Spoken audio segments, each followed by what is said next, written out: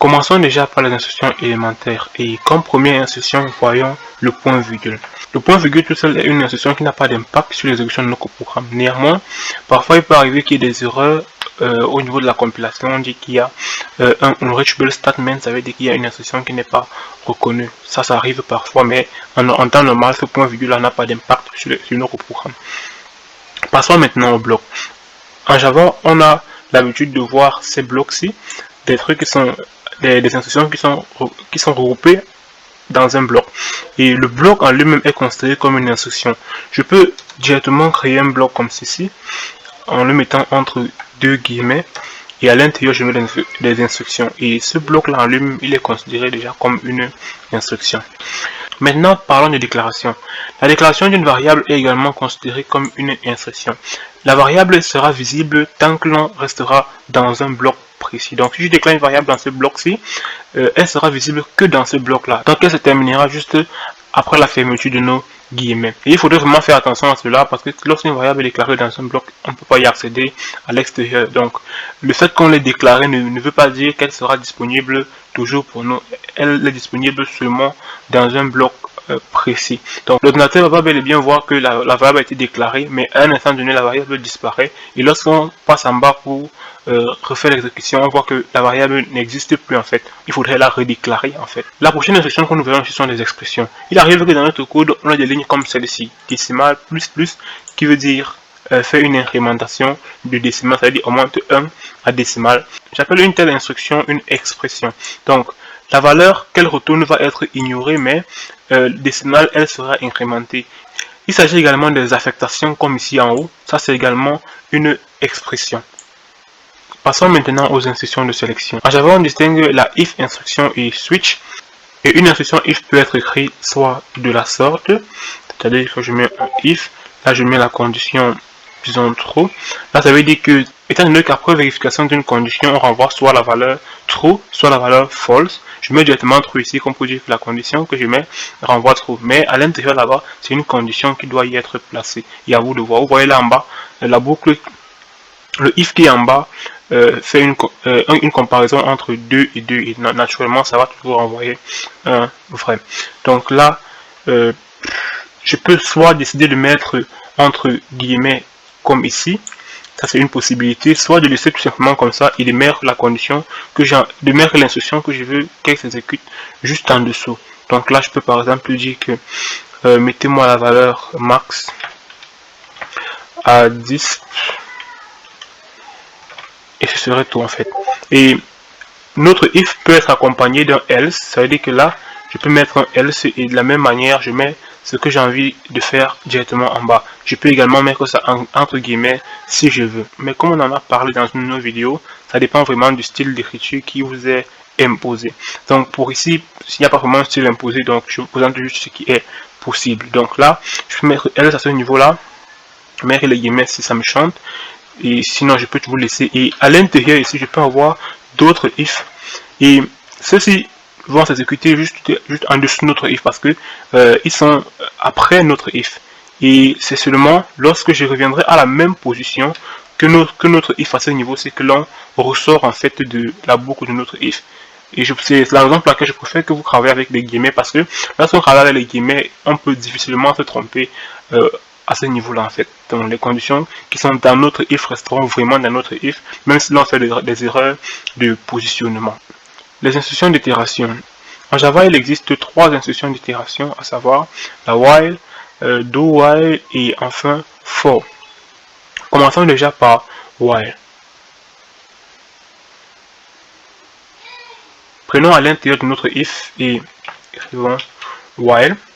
De la même manière qu'avec le if tout à l'heure, l'on peut directement mettre true parce que ici à l'intérieur, il y a une condition qui renvoie soit vrai, soit faux. Et si la condition est vérifiée, alors on va exécuter ce qui se trouve en dessous de notre while. Si elle n'est pas vérifiée, on en ressort. Donc ici, la condition va être vérifiée dès l'entrée, donc dès la première fois.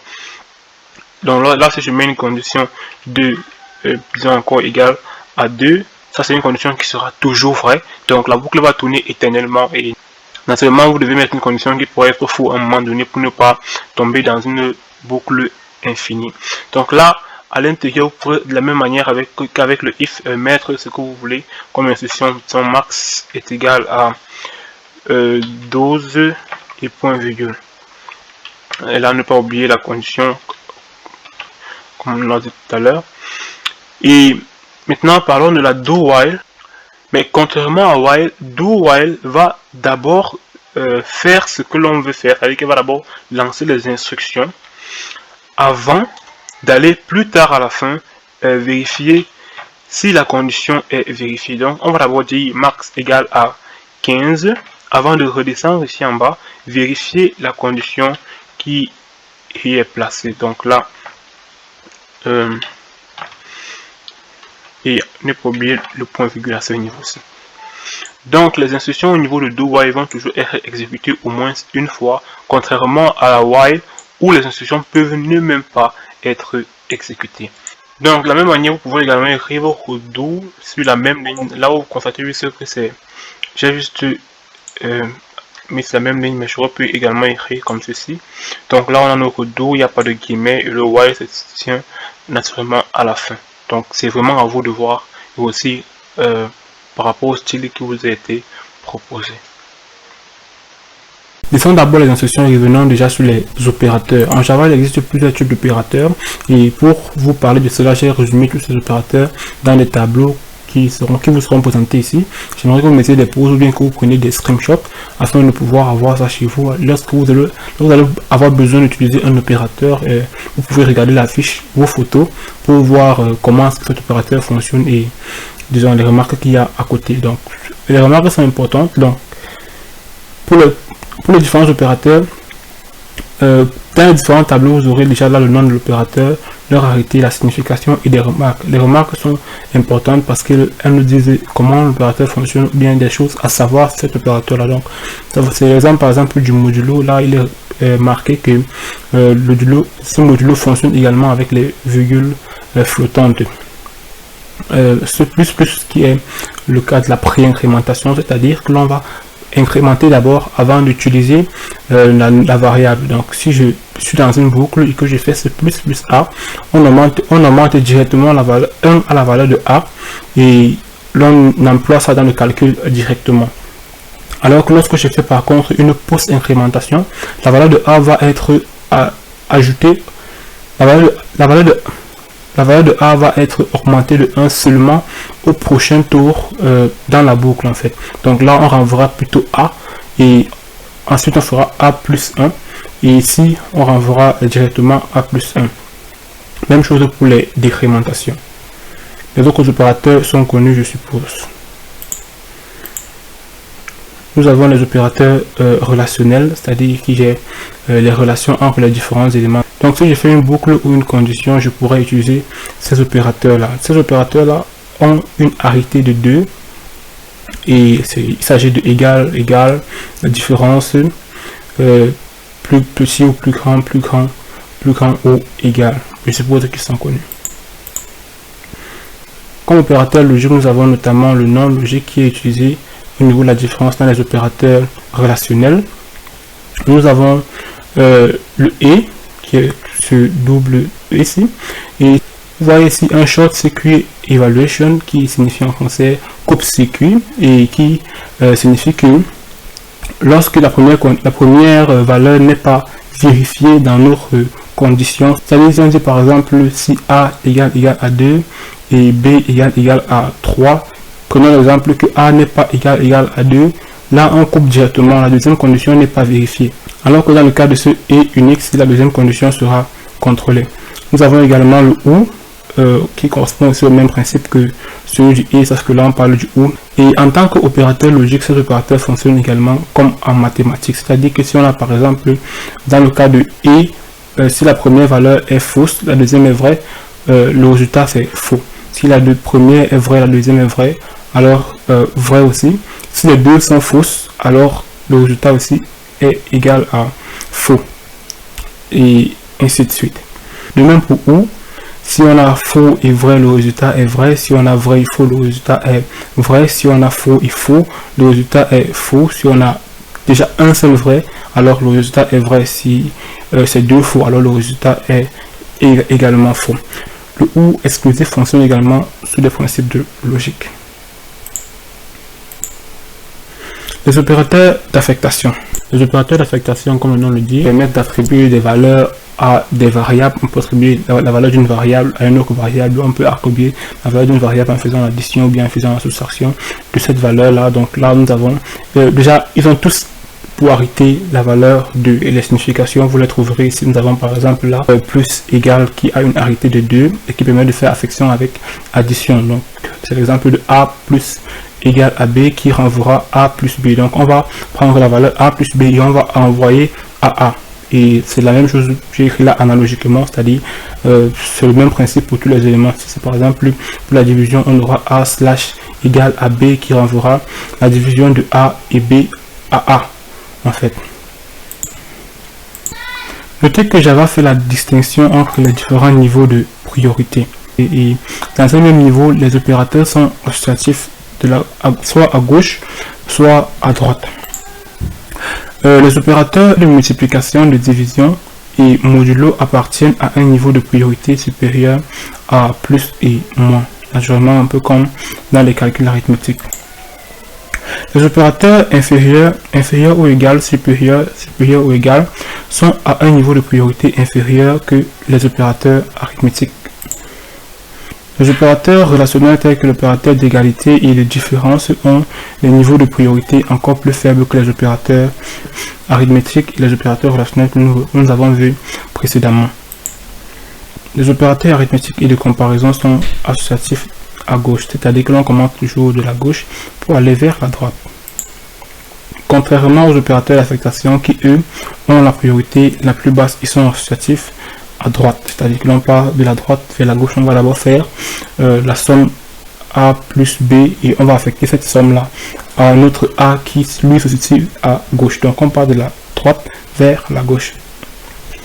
En Java, il existe plusieurs autres types d'opérateurs que j'aimerais vous présenter maintenant.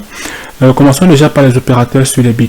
Donc il s'agit ici du OU exclusif, de ce OU-ci, de ce et, des opérateurs de déplacement tels que celui-là, celui-ci, et cet opérateur de déplacement qui fait le déplacement vers la droite tout en transformant le nombre en un nombre positif. Alors, comment est-ce que cet opérateur fonctionne? Commençons déjà par le déplacement vers la gauche. Donc, nous avons cet opérateur-ci.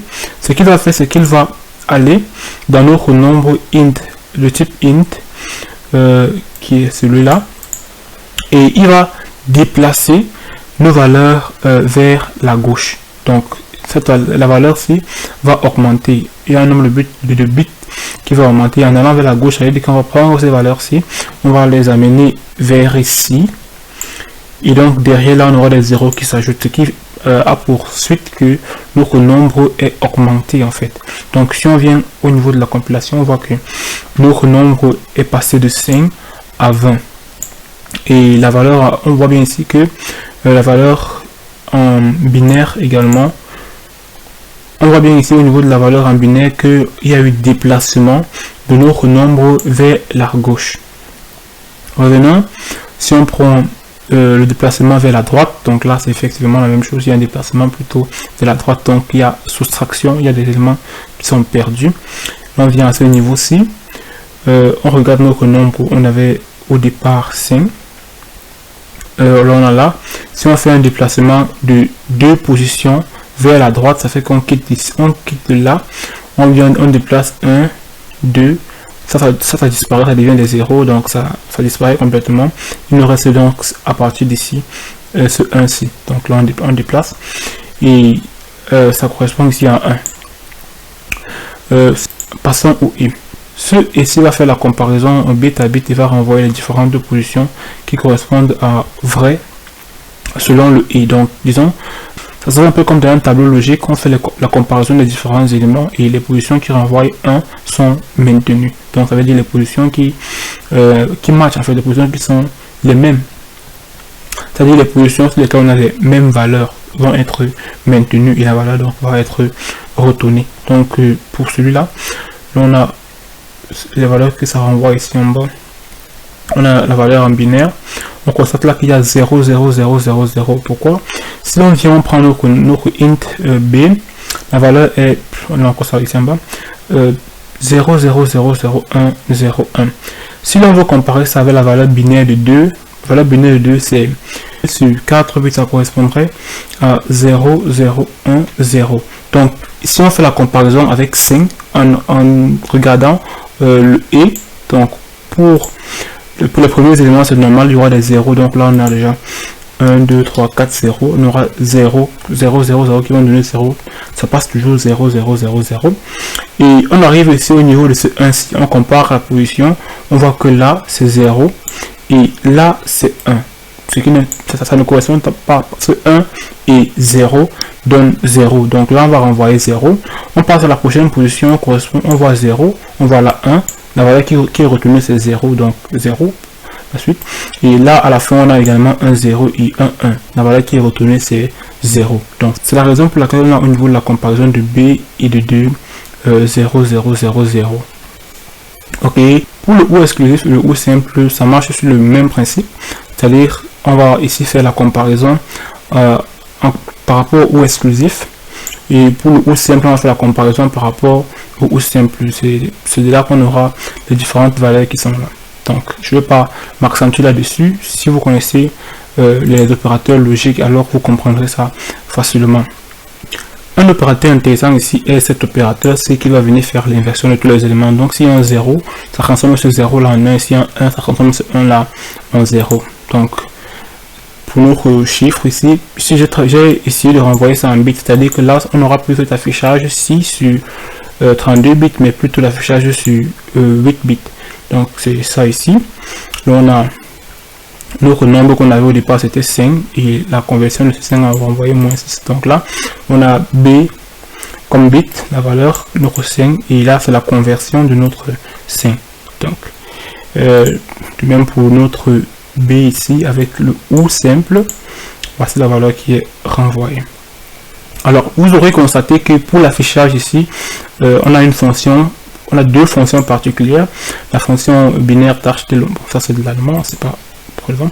Donc en tout cas cette fonction-ci s'occupe de renvoyer la valeur en binaire et cette fonction-ci s'occupe de renvoyer la valeur en binaire, mais cette fois-ci en bit. La valeur bit en binaire, et là, en haut c'est la valeur int en binaire.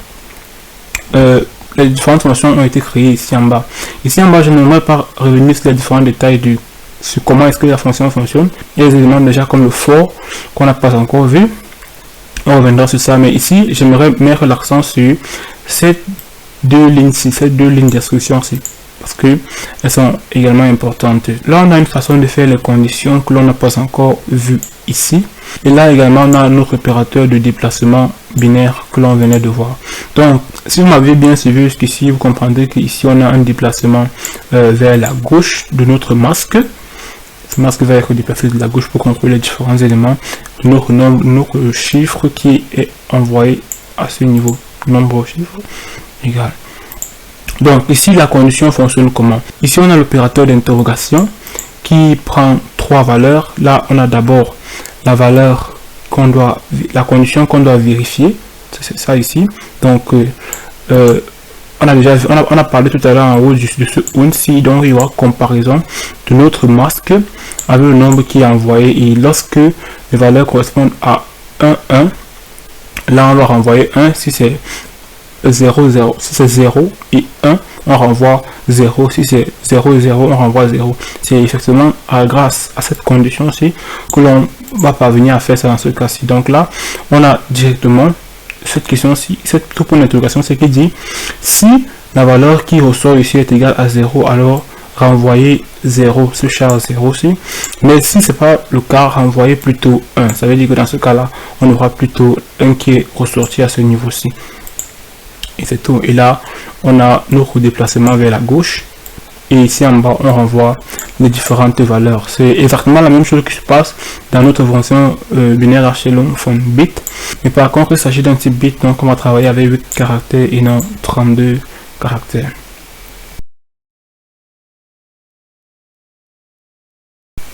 Ok, parlons maintenant de conversion de variables. Ça, je ne vous l'apprends pas. Lorsqu'on parle de conversion, ça veut dire que l'on va changer le type de la d'une valeur en un autre type. Donc ça veut dire si on a un int, on peut transformer ce int là en un type double, etc. Donc on pourra avoir une valeur comme, je sais pas, disons que la variable est de 2, on va la transformer en double et va devenir plutôt 2.0 par exemple. Alors vous l'aurez ici remarqué, on a par exemple notre variable bit, notre variable C1 de type bit qui reçoit la valeur bit. Mais ici devant vous voyez qu'on a entre parenthèses bit. C'est ce qu'on appelle un cast opérateur. Il nous permet de faire la conversion des éléments en un autre type donné. Ceci marche naturellement juste sur les types primitifs et non sur le type de référence. On distingue déjà deux types de conversion. Il y a la conversion qui va venir ici diminuer notre valeur et la conversion qui va ici venir à faire évoluer notre valeur en fait. Donc si par exemple je prends un type double et que je le convertis en type int, là je diminue les valeurs. Donc si j'avais par exemple 5,0, 5,1 ou bien 5,2, la valeur devient plutôt 5. Donc là je perds des valeurs. Alors que lorsque j'ai par exemple une valeur comme 5 et que je la fais avancer à un type double, là je gagne des valeurs. Donc on a par exemple 5,0 et là la valeur peut grandir. L'ordinateur a pour habitude de faire beaucoup de conversions lorsque les valeurs ne sont pas adaptées. Donc si par exemple j'ai un double, disons V, ok, j'attribue les valeurs 5 plus 4.0, l'ordinateur va se charger tout seul de faire la conversion. Donc ça veut dire que notre 5 ici va devenir directement 5.0 et on va additionner ça avec notre 4.0 afin de pouvoir retourner un type double au niveau de n. De même, lorsque je fais un appel de fonction, quand je fais un appel de fonction et que je passe une valeur inadéquate, l'ordinateur va se charger de transformer ma valeur en ce type adéquat là. Mais là ça doit être évolutif, sinon la machine va vous afficher une erreur. C'est-à-dire vous ne pouvez pas envoyer un type double alors que la fonction elle prend en paramètre plutôt un type int. Là ça fait descendre la valeur et la machine ne prend pas ça sur elle de faire descendre les valeurs. C'est à nous même de dire que l'on veut plutôt un type int et non un type double. Donc là on a un ensemble de conversion de valeurs. Je vais pas trop rentrer dans les détails. C'est à vous de regarder et de voir quelles sont les différentes valeurs qui vont en ressortir. Ici sur l'écran, vous pouvez voir l'ordre de développement des valeurs. Donc là, on part du bit, ensuite on a les shorts, là on a int, et les shorts sont pratiquement au même niveau que les int. Ensuite on a les longs, là les floats, et à la fin on a les doubles. Donc les doubles sont les valeurs les plus grandes, disons. Et boolean ne fait pas partie de cette liste-là.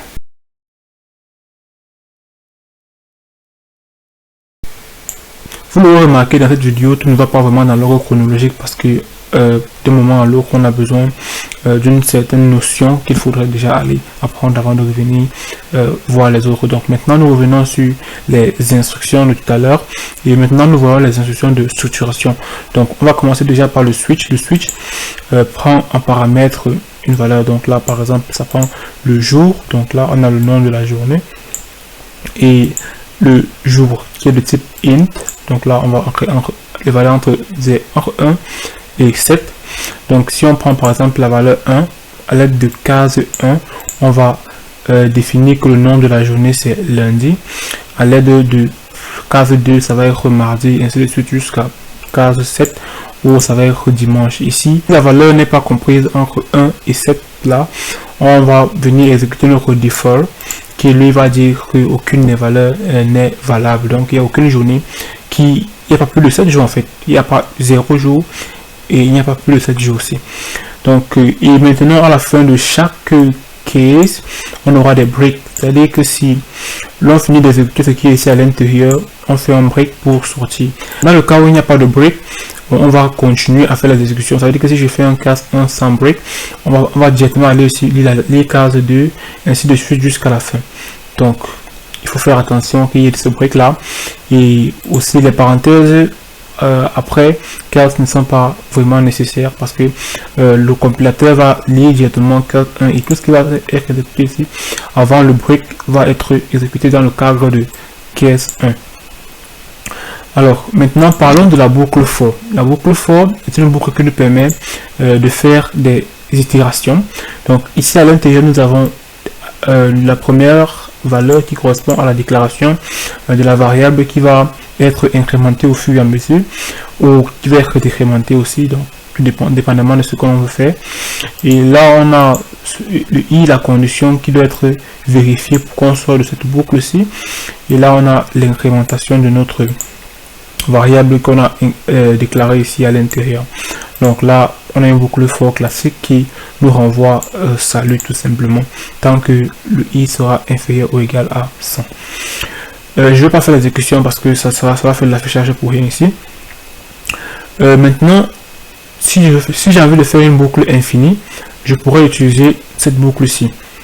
Ça me permet de faire une boucle infinie. Vous voyez là, je n'ai pas mis de parenthèses parce que dans ce cas-ci, les parenthèses ne sont pas obligatoires à moins qu'il y ait un style d'écriture à respecter.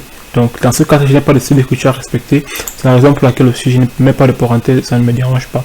Donc là, on a V2, ça va s'exécuter infiniment. Maintenant, revenons sur les boucles for un peu plus évoluées en fait. Donc, on prendra for, ça c'est exactement comme ce qu'on a vu, juste là en haut. Donc là, on a un tableau de 2 dimensions et on aimerait faire la somme des différents éléments qu'il y a dans ce tableau. Donc 6 plus, donc 0 plus 4 plus 8 plus 4 plus 6 plus 7 plus 8, bon, plus 9. Et pour ça, on va utiliser une boucle for, 2 boucles for déjà, qui vont nous aider à parcourir le tableau à 2 dimensions. Donc là, on a la première dimension qui correspond aux lignes et on a la deuxième dimension qui correspond aux colonnes. Donc là, il y a une colonne qui est 0, 6, 4, 7 et les lignes c'est 0, 4, 8, 5, 4 et 6, 7, 8, 9. Donc pour notre boucle for, elle est classique comme d'habitude. Là, on a notre déclaration de i, de la variable i qu'on va incrémenter. Là, on a la condition qui doit être vérifiée. Donc tant que c'est i est inférieur à la longueur de notre tableau, même chose ici à l'intérieur, on va passer au niveau des colonnes, on va parcourir les différentes positions dans la ligne, donc les différentes colonnes vont être parcourues. Et à chaque fois que l'on parcourt, lorsqu'on passe par exemple, lorsqu'on est au niveau de 6, bien, commençons à 0, on ajoute 0 à somme. Ensuite, quand on passe à 4, on fait la somme qui est existante là à l'instant t, plus 4 par exemple. Après, on va faire ces 4 là plus 8, après on va faire 8, c'est 8 plus 4 là, donc 12 plus un autre 4, ainsi de suite jusqu'à ce que l'on aura parcouru tous les différents éléments qui sont sur cette ligne-ci. Lorsqu'on finit cette ligne-ci, on retourne encore au niveau de la deuxième ligne et on fait la même chose jusqu'à ce que les différents éléments soient terminés dans notre tableau. Ici en bas, on a 2 boucles qui font exactement le même travail, mais les 2 boucles for ne sont pas comme les 2 boucles for que l'on a ici en haut. Ici, l'on parcourt sur le principe de ligne et de colonne, alors qu'ici à l'intérieur, l'on a quelque chose d'un peu différent. On a ici, disons qu'une copie de la ligne. La ligne va être copiée au fur et à mesure, et les différents éléments de la ligne vont être renvoyés à valeur, et cette valeur là va être utilisée pour envoyer la somme. Donc l'on arrive ici, on prend le premier élément de notre ligne qui se trouve dans B, et ici à l'intérieur on va envoyer ce premier élément là à la variable valeur, et ensuite on fera l'incrémentation, on fera l'ajout de cette valeur là à notre somme, et ainsi jusqu'à ce que l'on aura parcouru tout le tableau B. Donc là, si on veut, ça veut tout simplement, cette partie-ci veut tout simplement dire tant que B ne sera pas vide, tant que B aura encore des valeurs, prends les valeurs de B, envoie à ligne, et au niveau du deuxième for, prends la valeur de ligne, tu envoies à valeur, tant qu'il y a une valeur dans ligne, fais la même chose jusqu'à la fin. Donc c'est un fait ça.